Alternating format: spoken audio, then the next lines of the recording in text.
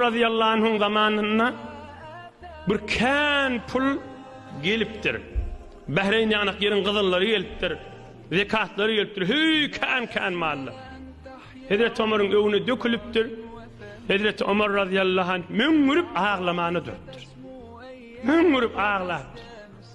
Ohum Hazreti Abdurrahman'ın Avf aýdypdyr. Ey Emirül Müminin, näzire şükredip gülmeli wagt näme ağlaýansyn?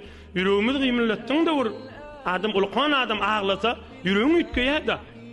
Näme ağlap otyň diýipdir. Hay diýipdir.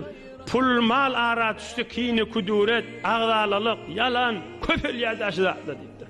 Korkýanna sahabalar ara sizirdat bolamasa, näjire ak gowa adamlar Resulullah'ın şagirdleri dünya aralarına düşüp bozulamasalar boljak diýipdir. Şoňa ýüregim agyp, şoňa pikirim harap bolup ağlap otyň diýipdir. Ulukon ders almaly zat.